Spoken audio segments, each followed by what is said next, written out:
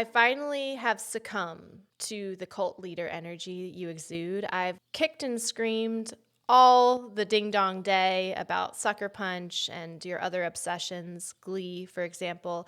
But I feel like I'm riding such a high with how we're covering Desperate Housewives on the Patreon, and I'm enjoying it, that I'm starting to be cautiously optimistic that we have more interests in the center of our Venn diagram than I initially thought. So, because I trust you now, because I am enjoying Desperate Housewives, because I did love Mariah Carey, because I did love Wicked, I have started dabbling in 911. How far are you? Well, I'm not watching it. What does dabbling mean then? You just call the police sometimes? I have been dabbling in 911. I've been talking to a lot of first responders. No, so I do this thing, and Dr. Bald calls me a sociopath for it, but I do this thing where I just like to watch clips out of order on TikTok about shows. So I have gone down the Buck and Eddie, I've gone down their rabbit hole. So I have consumed all of the best hits of Buck and Eddie. I almost wish you just didn't watch 911. Well, no. This is diabolical. This is crazy. It gives me the lay of the land so that when I choose a season, I have some history with these people. No, not choose the season, Chelsea. No, to start. Choose the season to start. I'm not going to start from the beginning. I'm going to choose from the best season to get hooked, and then I'll circle back. That's what I did with Grey's Anatomy. I still sometimes watch clips of Grey's Anatomy. And this show is you've even said it, so you can't deny it. This No, is it very is. Grey's Anatomy adjacent, where it does not matter to me that I've already know what's going to happen at the end of that tsunami episode. My God, I was sobbing. But I'm still going to cry when I watch the real tsunami episode.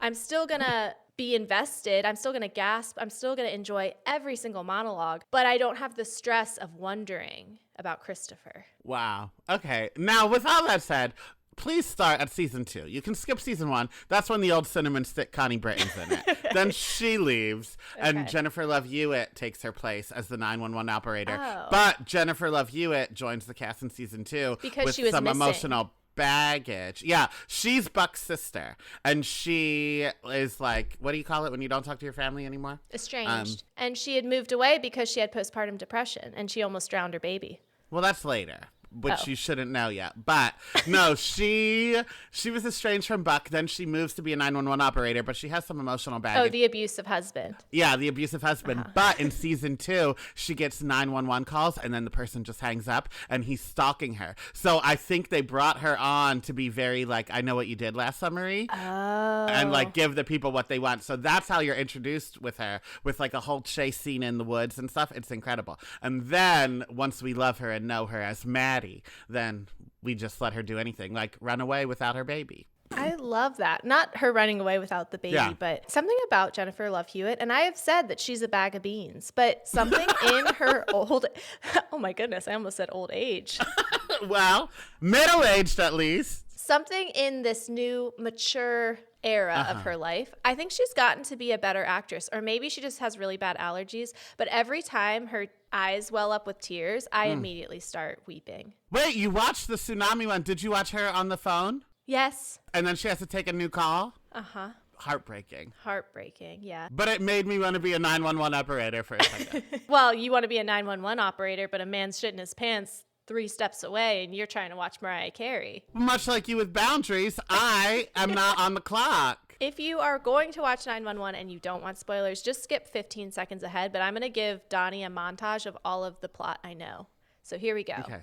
So I know that at some point, Buck and Eddie have a falling out because he's suing him. I know that Eddie ends up, Christopher moves away because he fucks his dead wife's doppelganger. I know that Buck dies for 2 minutes. And then he has a It's a Wonderful Life thing of what would have happened if something had gone differently. I know that now Buck is bisexual. So we're one step closer to the couch theory. My God, don't even get me started on couch theory. What's couch theory?